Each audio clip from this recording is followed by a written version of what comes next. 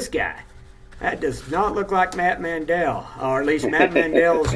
He's been in the woods and turned into one of the Duck Dynasty members, it looks like. So, hey there, what's going on, Dustin? Oh, not a whole lot. Not a whole lot. Another day in the business. Yeah, it looks like you're in your office. I am. Yeah, I left Immokalee at about 2 o'clock this morning and made it to North Florida, Georgia, and now I'm on my way back south. Yeah, for anybody listening to this, Dustin's day started about 2 o'clock this morning, and it's 6-ish, 6:30-ish now, whatever. And I think you still got a couple of hours in the tank, don't you? I do. We ain't going to keep you long, man. I really do appreciate you, taking the time to stop and jump on here with me. Matt and I have been talking about, the East Coast Feds deal. Certainly for us, we're not near as posted on that as you are. And, everything is moving to the States. I mean, you guys are kind of becoming the big boys in this space right now. And so it's really, really, really good to have you on and talk a little bit about what's going on out in your world. But before we get into the specific commodities and that kind of thing, I did want to touch base with you on some of the stuff that Matt and I got into last week. And we said last week, one thing we could talk about every week in this business is weather, right? It's always a factor. And I guess last week, you guys, how was the weather last week? Yeah, no, last Tuesday in Georgia it was spicy. 70-mile-an-hour straight line winds, 3 to 7 inches of rain, all came real fast, real hard and fast. It was intense, and that's in the current. Yeah, that's what I was going to say. What kind of any crop damage? And that's in Georgia, right? That was in the Georgia piece. Yeah. Yeah, North Florida, Georgia. Okay. Any kind of on the bells, anything there? Bloom drop, crop loss for the future. I don't think the bells. I don't think the bloom drop's going to necessarily affect that crop. It comes so hard and fast. I think there's probably going to be some crop loss to sun scald just because stuff got opened up and exposed. Had real good bushes, before that came through. I think any of the bloom that was setting at that time might kind of be that choicey type pepper toward the end of June anyway. So right. I don't think that's going to affect the overall. I think the biggest, but everything straightened out pretty quick afterwards. The next morning everything seemed to have covered back up pretty good. For as violent as the weather was, the pepper seemed to have fared probably better than a lot of the other commodities. Yeah. What are some of the ones that maybe took a little more hit? The squash definitely did for, 2 reasons. One, 7 inches of rain in Georgia clay, you don't get back in the field the next day. It ain't like South Florida sand that we catch 7 inches and be back to work the next day. Lot of scarring, so there was a lot of mediums. It was still hot afterwards, so skip a day in Georgia, and they always say medium Mondays because very few people pick on Sundays in Georgia, so it's medium Monday. But that was medium Tuesday, Wednesday, Thursday because nobody could pick, Yeah, and I talked about, it's the thing about squash. If you ain't there, it blows up. Especially when you got that kind of water in the soil, and it's just going to explode and be those baseball bats when we get to later, we'll talk specifically about some of these commodities and how some of this affected prices and that kind of deal. But what do you see? Comparatively to history, this is pretty normal, right? You obviously don't always get 7 inches of rain, flat out. But storms, wind, all this is the nature of the beast, right? This is the game. That's the game we play. It doesn't matter. Weather is always a factor. But I think it could be a good thing as a farmer, right? Selling a half a crop for twice as much is sometimes better than selling a full crop for a loss, Yeah, No, I get that. I get that. How does it look? So, what's the outlook for this week? What's the outlook for the next couple? I mean, it's the weather, so I get it. But I mean, what are you guys kind of expecting? Weather's good in South Georgia. North Florida. The projected outlook, next week, 10 days seems good. I'm sure there'll be an occasional storm, but nothing like we had last week, at least in the forecast. I think they'll recover. They are recovering. Squash cukes, the stuff that was really either scarred up and don't make grade, you got to throw it away. Especially we're doing a lot of open field trellis cukes, so you catch 70-mile-an-hour wind, and it's going to rub on the string, and it ain't going to make grade. So It's got to go on the ground. Yeah. Well, so is everything out of North Florida now? Is it all into Georgia, or you guys still got some stuff in North Florida?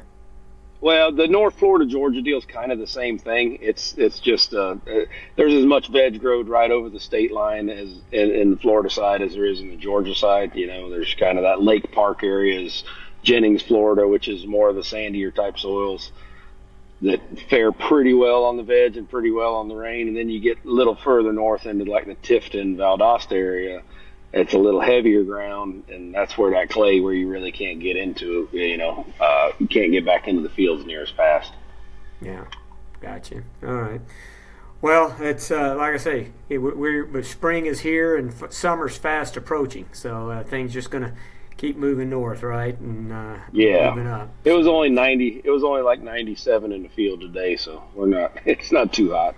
Man, I don't know. I was talking to somebody earlier this week, South Texas. Now, I mean, I've been there. It's a hot sunbuck, I'm just going to tell you. And humidity like crazy and being that close to the ocean. And I don't know if it was the index. I mean, they said it was the temperature. I guess I should have went. But 110. Yes. I talked to Jared Wiggins yesterday, and he's cutting down there in the valley or in Edinburgh, and he said it was 110, 115 degrees, just unbelievably hot, just miserable.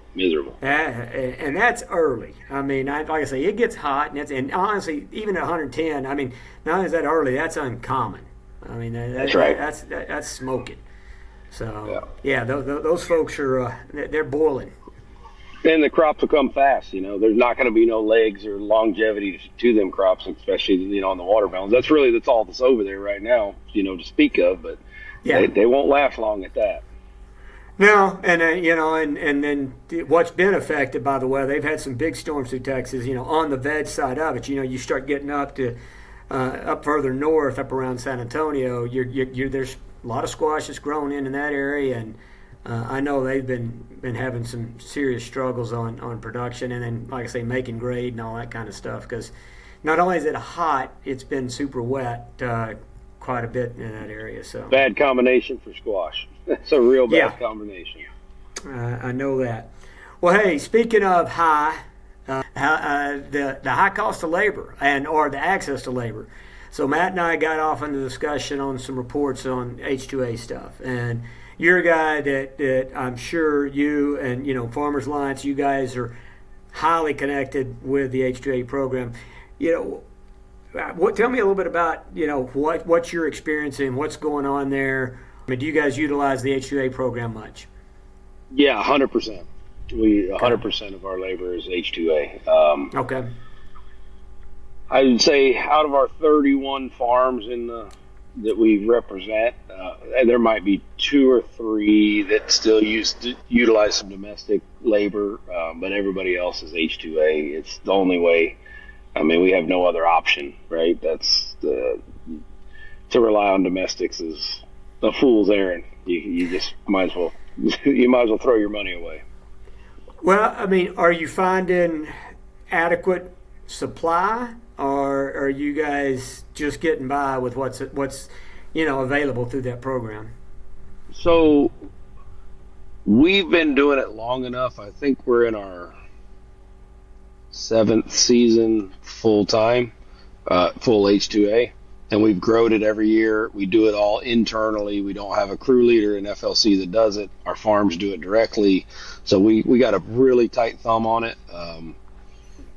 Just to make sure it's right and to save some costs. Honestly, I was just on the phone a little bit ago with a guy that's in New Jersey right now, and we were talking H2A, and I said, he said, oh, the farming business just ain't no fun no more. I said, we're not farmers, we're labor managers. That's how we make our money.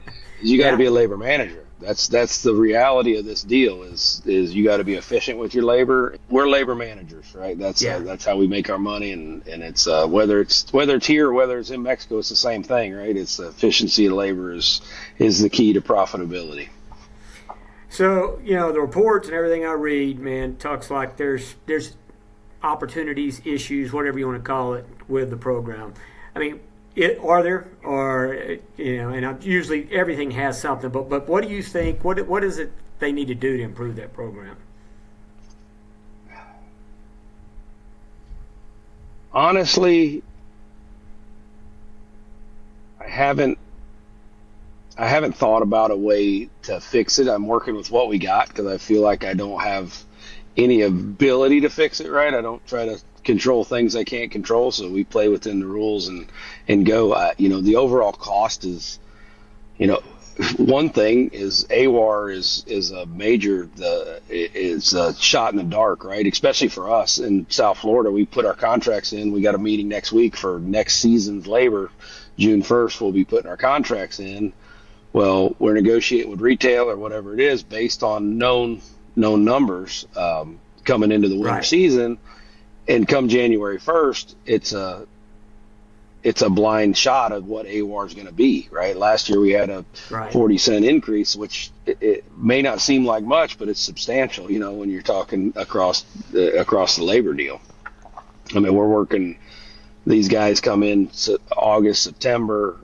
And they'll, we bring them in 2 or 3 different groups, but they'll average 2,400 hours, 2,300 hours in that 9-month period. So, I mean, they're working 7 days a week, and they want to, right?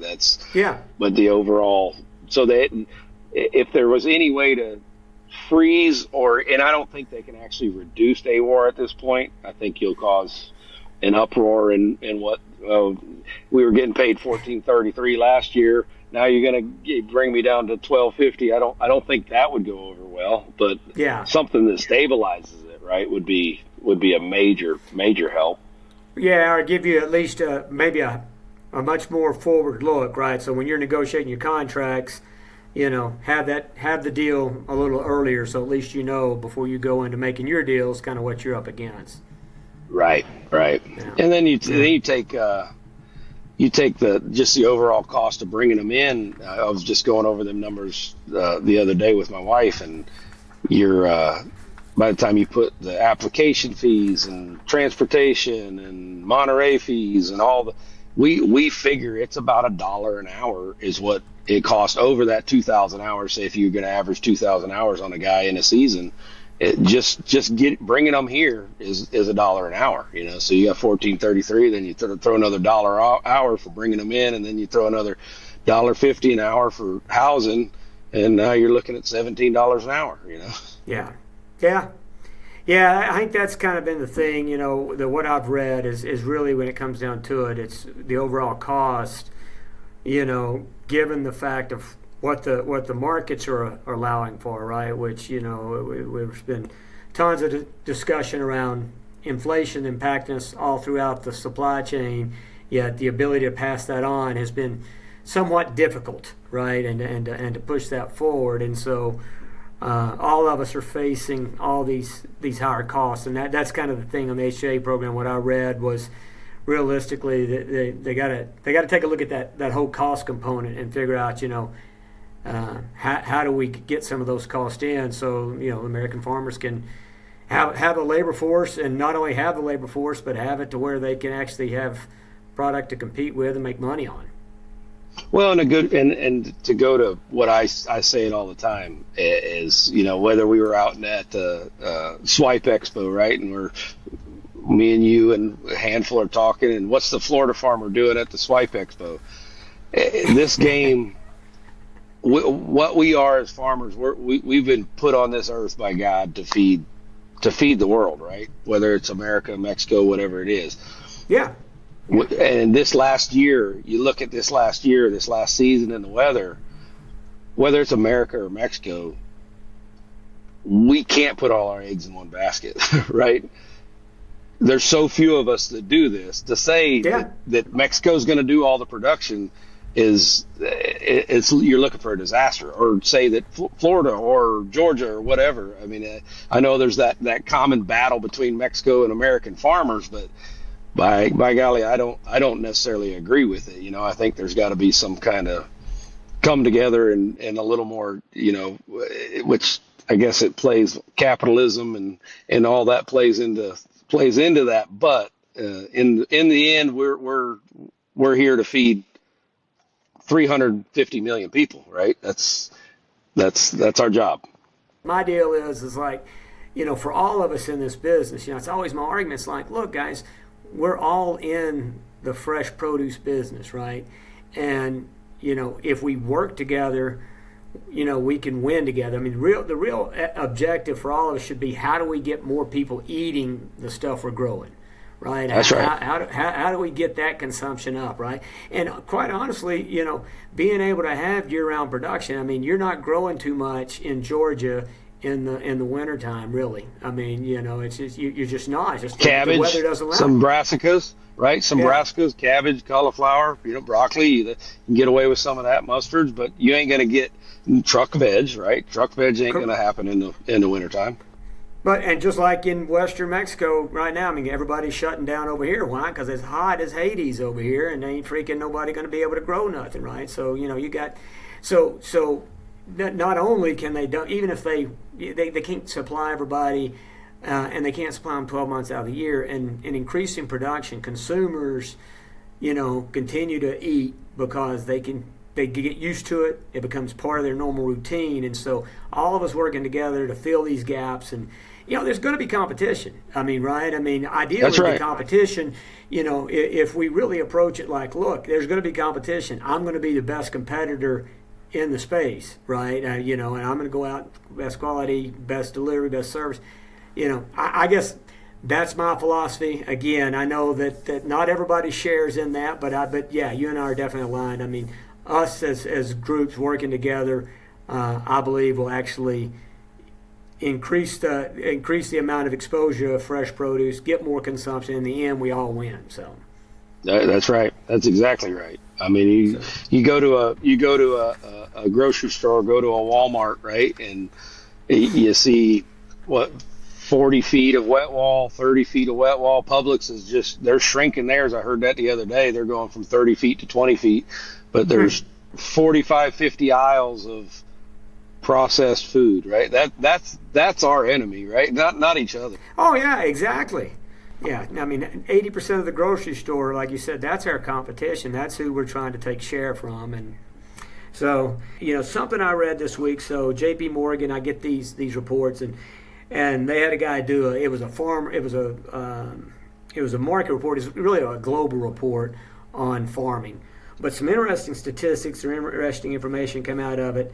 And just one thing, and I'm curious as I read this, I was curious to ask you, but it indicates the fertilizing prices across the country have actually come back in. There's been, according to this, it's been about a 50% decline back to 2021 prices. Have you seen the fertilizing prices at least come in some? So on the veg, we got with the fertilizer and chemical side of it, you got two segments. You got row crops, which what that report that you're referring to more falls in line with that, with very very little of the UANs and the row crop fertilizers we actually are able to use and make a quality product, right? We got to stay with potassium nitrates, and we got to very little ammoniacal or urea type fertilizers, which have came down. I would say overall it's came down some, not as much as some of the reports I've read, at least for the veg guys. I would say it's kind of like everything, whether it's a box company or anything else. You got some guys that have been enjoying high profits and they want to keep it there. And then I'm starting to see a lot more competition, right? Somebody that you've been doing business with forever and you don't check them. And then all of a sudden a new guy comes knocking in saying, hey, I could be 30% lower than the guy you're working with. And now all of a sudden it's a war between multiple companies, which is it's not a bad thing for us, but it's yeah, no, hard for sure. to make. It's hard to make it all work, But overall, have you seen the fertilizer prices? I know they've stabilized, but have you seen them at least a little bit lower versus Yes. When they peaked? I would say they're back to 1920 pricing. I mean, they're probably back to where they were. Not 1920, 2020. 2020. I'm pretty sure. Yeah. I know. I know you might be older than me. 2020. Gotcha. Well, here's a trivia question. All right, so in this data, there's some other stuff. Here's a trivia question. This was definitely interesting. And of course, again, this includes all farms. I mean, this is hog farms, cattle farms, everything, right? It's total deal. What do you think in the U.S. the foreign entities of owned U.S. forests and farms are? What do you think that percentage is? The foreign interest. The foreign entities that own U.S. ag space. Basically, it says U.S. forests and farms. Forest and farms. Hog side's really big, so that's chicken, cattle. I don't think it's 20%. 15? 3.4%. Yeah. I mean, I've minimal.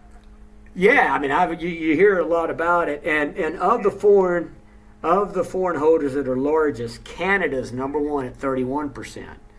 I wouldn't have guessed timberland. Probably timberland in Montana, and yeah. Yep. And then the smallest entity is Chinese. They own 350,000 acres, right at 1% of all acres out there is the Smithfield hog side. I think that one is kind of masked, but yeah, I know that one's they own a big percentage of that through of the Smithfield deal. Yeah. And then just for other things that are out there in the news, and maybe all of this is in our space, right? Maybe that's why it's bigger news for us. But apparently the Bill Gates Foundation, the Gates Group, they've been out buying up farms, so to speak. Yep. Apparently it's 270,000 acres of acquired from pensions and funds, which represents 0.03% of all the farm out there. So I guess maybe if all that's in our space, it seemed a lot bigger. But when you start to look at, U.S. Agricultural stuff, it's pretty small.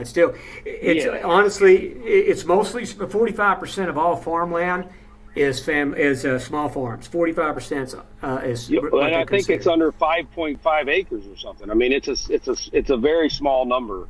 In relation to. Yeah, what they consider to be a fall. Yeah, you're right. What they consider small. It doesn't say what it is, but you're right. It's something super small. When they say small family farm, they mean really small. So right. 45% is the small family farm. Which anyway, certainly for me, things I did not know, right? And interesting statistic, because I would have absolutely said at least 20%. Was foreign owned, and possibly, like I say, in the spaces we're in, that's maybe the case. But when you think about the grain producers, and you think about these cattle ranches and stuff like that, I mean, dairy farms, and when you start to include all ag, ours may be a higher percentage versus that, or who knows? Maybe we're in that same bucket. We're probably less than 5%. I think we're probably less, honestly. I think our bucket would probably be less than that number, honestly. So I know you're out busy today, knocking around the watermelon fields, right? Yeah. Yes, sir. So how's the crop look? Yeah, it's a smooth transition. I think there's ample supply for Memorial Day. I think retail's done a pretty good job of filling the DCs up. We'll see what the sell through is. It's Tuesday morning. We'll see what the POs are like on Tuesday morning. That's the big question. But the crop overall looks good. I probably rode at least 1,000 acres this morning, from all stages that'll be cut. I mean, we started last week, and we'll cut. The North Florida crop will hold in there. At least our stuff will until the 25th June. I mean, it looks good. The crop looks good. Yeah, and how's the market overall on the watermelon deal? Right now, it's strong. I think the big fruit 36s, it's gotten some pressure uh, coming into this weekend. Not saying this necessarily shouldn't. I think we've had over the last, and I hate to say it because I sell produce and I farm produce, so I kind of like I gotta hate myself, right? Because I say some of the time the price has been too high, right? In April we had $500 watermelons, which if you got to move volume or coming up to moving volume, the worst you get people used to a $14 piece of fruit at the shelf. It takes time to flush that through, right? Yeah. And so that's a tough one. That's a tough one. What are you about 160, 175 a bin? Where are you guys at? 190 to 200 is really where this week's been on 60s and 45s. 36s are, in that 175, 180 range. I've heard as low as 154 today. There's some people already trading and making some deals. So I'd heard some stuff. Yeah, I'd heard some things. And like I say, it's probably that hangover, getting prepared for the hangover effect next week, coming out of this Memorial Weekend and kind of gearing up for that. Yeah, and we get started. We had some spitters, as they say, we started with over here on some stuff coming in, but we've got our seedless deal kicking off in a couple of weeks, so we'll be it's actually a little late. I mean, it was so it stayed cool enough over this way that it's pushing the crop a couple of weeks later than what we should be starting as early as next week, but it's going to push it out a little bit, but hoping the markets stay at that where you're talking about versus what I was hearing earlier today. So yeah, I don't think they will. I think next week we're looking at I'm hoping we can stabilize staying at 165, 168 range on 45s and 60s. I think 36s, if we can hold that 148, 154. I mean, from the crops I've seen, it'll return money to the farm. So there's a big enough crop that will work. Will it be as good as the last couple of years? No, but I mean, what do they say? The cure for high markets is high markets, and that's what we're gonna. I feel like that's what's gonna happen this June. Absolutely cured. Yeah, you're likely right on that because I'm sure there's a lot of hopeful gamblers out there that planted a few extra just because they thought that high market was going to be forever. But it is the case, and I hope you're right. Like I say, if we can stay in that 160 range, everybody wins. Consumer, farmers, the whole deal through, really. So, which is hard. I mean, with you guys, I don't know I guess pretty much all your fruit can stay west, right? You don't have to really come east with nothing. Yeah, we try. Usually you don't get too far past the out the Midwest. It all depends. How big, what's going on in Texas, and how with the weather that they have. The last couple of years. I mean, it's been really hard for those guys up and around the Houston area to have much of a deal. So I don't know what that looks like, but typically if they're in the game, we might go as far as Chicago, but majority of it stays out here. But with freight rates, what's the freight rate between Nogales and Chicago? It's got to be 5,500, don't it? Yeah. Oh, yeah. It's north of $5,000 for sure. So it starts to make things super expensive. You got $100 in freight to make equal us. I guess you'd be at a 130. You'd be at $130 FOB to kind of equate the same out of Georgia to there. So, yeah, but I mean, what's your freight up to Chicago? What do you guys? 3,500? Probably 3. Yeah, I'd say 3. Yeah. So. Yeah, it definitely causes us a little more pain trying to get into those markets, but there's usually enough consumption, just because of where the crops could be grown and during this time, right? We're kind of the main game like you guys are over on the East Coast, so that's right. It usually works out all right. All right, well, let's get into the veg pricing and what's going on in the veg world. And I think I was telling you earlier, I'm gonna pull up some handy dandy graphs through this Produce IQ group. Let's start with bell peppers. Let me see here. Because on the bell pepper front right now, we don't have anything in Mexico. It's all done over on at least on this side. I think there might be a few things. I don't even know if they've started anything out of central Mexico, but just very little in the bell pepper space coming up out of Mexico. Most of it's moved to the California Coachella deal's going, and they're rocking and rolling. I'm hearing, 1895. They were still showing on this the graph here that we're looking at, less than that. And of course, this is taking in all qualities, right? Not just the large, extra large fruit, but what do you guys got? What's going on in the bell pepper world for you, market-wise? I really feel like I feel like they're trying to beat it up. I do know there's an ample amount of pepper going to be coming off out of the Georgia region for the next 2 weeks. I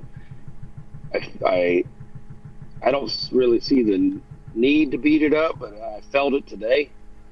And maybe it's a holiday weekend coming into the holiday weekend. Maybe it's I don't know. It just kind of felt I felt like it should stay stable, but it doesn't feel like it's going to. I feel like there's going to be some downward pressure on it.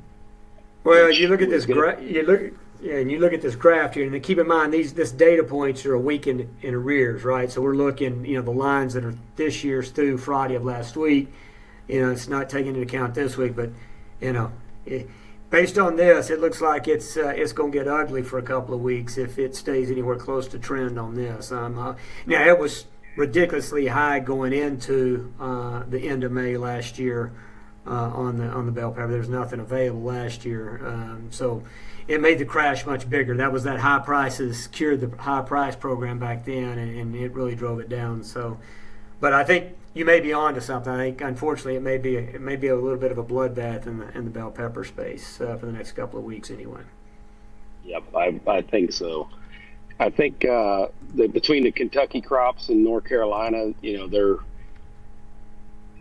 if the crops hold on, then it'll be a halfway smooth transition in Georgia. But I feel like as hot as it is and what the weather is, that we're going to see that crop get run through pretty quick, and then toward the end of June, you may see that typical increase or spike that normally happens. End of June through 15th to 20th of July, where there's just Michigan hasn't started and Georgia's done, and they're just kind of the crops in limbo. Yeah. Well, what about the squash world? I know, when you and I talked a couple of weeks, you guys were still kind of working hard to make a market, and you got the weather last week, which obviously reduced the production of what you guys had coming. Did you guys finally get some relief out there in that space?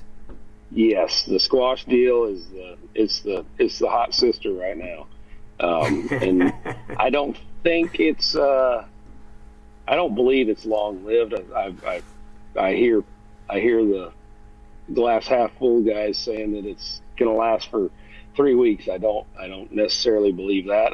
Not from what I've seen in the field.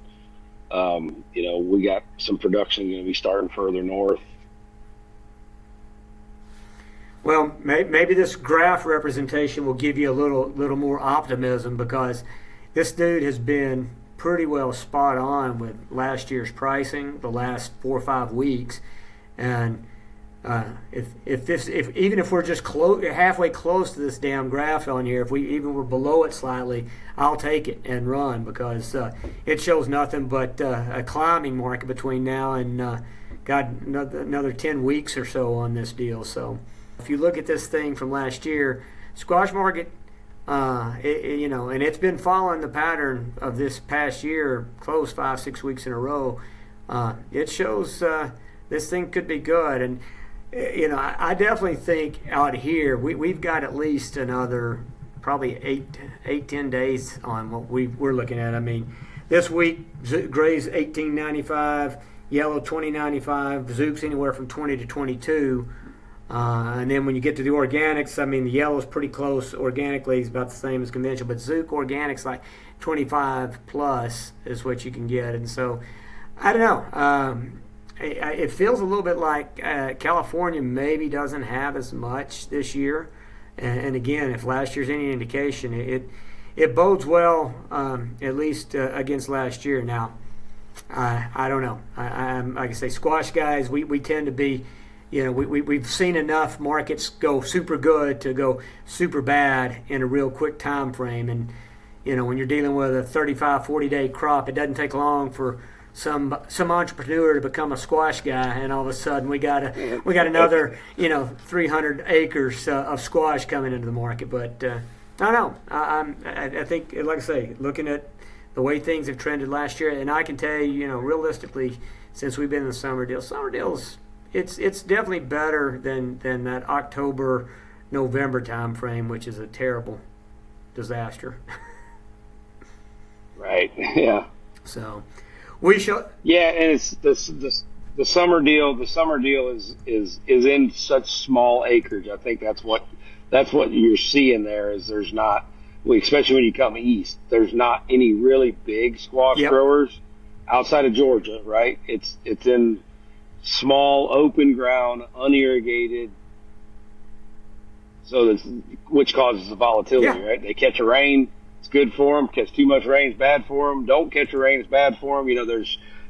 That's what's caused that volatility, which keeps the market up. Yeah, no doubt about it. And like you say, and again, it comes down, like I say, in those small places, or really in the regions, right? We'll see what the weather patterns are. I saw a report for the month of May, although when I read this, I guess I should have talked about it before, but it indicated that the east was going to stay, was going to be hotter through the May than normal, and actually out west was going to be cooler than normal, and it's pretty well held true to that. So I haven't seen any outlooks on the month of June, but that's really what it's going to come down to. You get a region that gets something, those small farms get taken out, it's going to change things. Well, hey, cucumber space, it's gotten a little better, and it's got signs that it's going to continue to get better. I don't know. What do you think? What's going on with you guys in the cukes? The Georgia cuke deal never really lasts that long. I think that weather last week probably is what caused a little bit of this hope in the cuke market. Florida's all wrapped up. No, really nothing coming out of there, which, ultimately cuke should probably have, a Mexican pole cuke and an Eastern yellow belly cuke should have two different SKU numbers, in my opinion. They're not the same. They're not the same. Yeah, products. Exactly. There's a difference. Now, people might argue with you on that, but I think you're right on. They both eat the same, but they're different. They're a different beast. It's a whole different game. At least ought to be different spec sheets maybe for it. So. That's right. We North Carolina is going to be starting cukes. I would say 10 days, okay.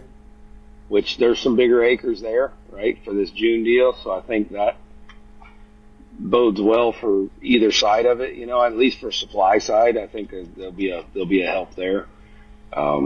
Georgia's crop still looks good. The stuff we got coming in Kentucky is probably the middle to end of June. So maybe it'll.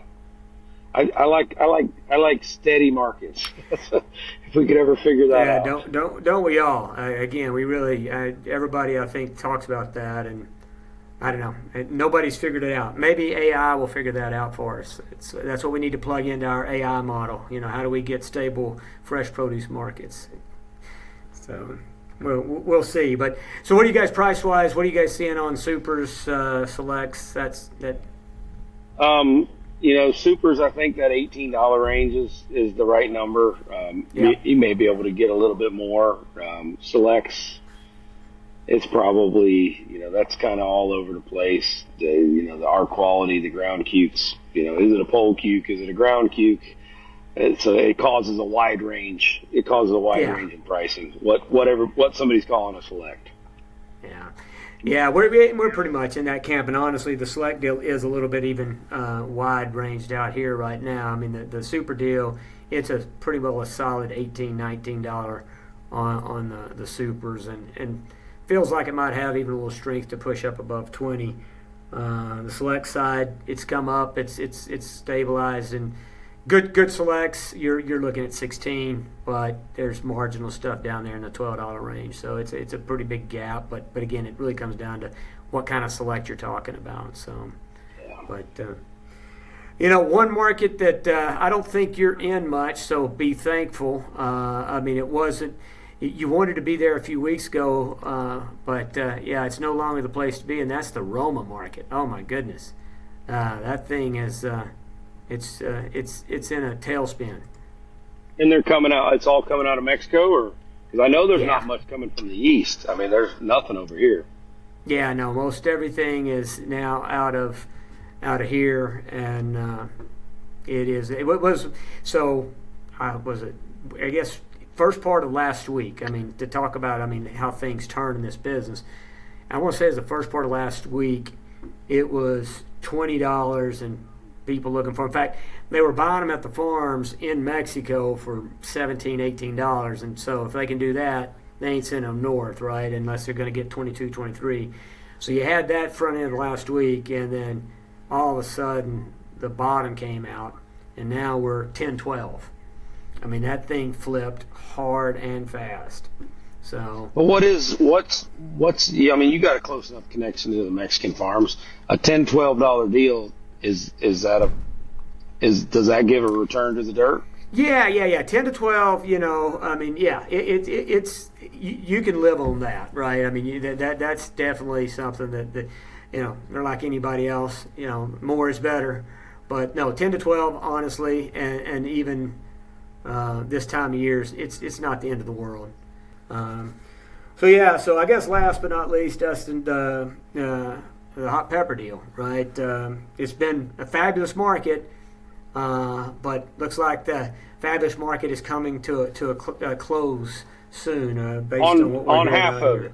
You got Japs and Cubans you can't give away, and you got Poblanos and Serranos still holding strong and kind of, at least on this side, still holding strong in a good market. So it doesn't make a are you still north of 50 on the Poblanos? Where are you at on the Poblanos?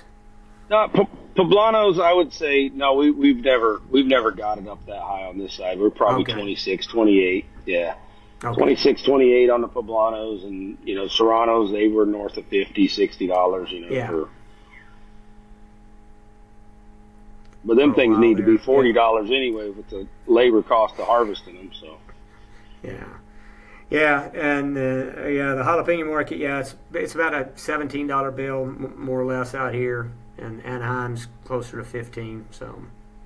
Yeah, they're trading a lot cheaper on this side. On the jalapenos, it's pretty sick puppy over here. But it's a lot of these small farms. It's an easy thing.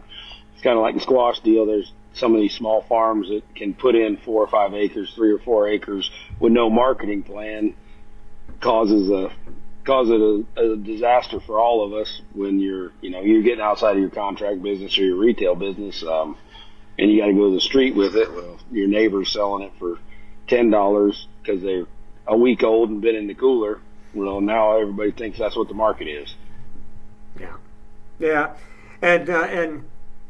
Honestly, that the jalapeno deal is sliding. So it's $16 this morning. It may be by the time I wake up tomorrow, I wouldn't be surprised if it's a 14. So I mean, it's definitely on its way down. But I know I had some $10 Japs off. I had some $10 Japs offered to me this morning. So I know that's out there on this side.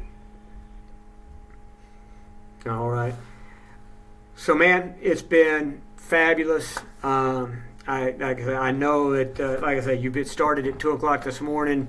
I hit you up midday, jump on this call. So I can't thank you enough for taking an hour out of your day, sitting in the heat and, working from your office, chatting it up. And I definitely, I think having you, part of this is a great addition, bringing you in periodically to touch base with us and kind of let us know what's going on. But, Farmers Alliance, so we didn't really do an official introduction on you, but, I do want to close with one, so B&H Farms, that's you, and then the Farmer Alliance group. You're part of that, and you kind of help head that up, correct? Yes, sir. Yes, sir. Yeah. So the Farmers Alliance is the marketing arm for 31 different farms from Michigan to South Florida. Gotcha.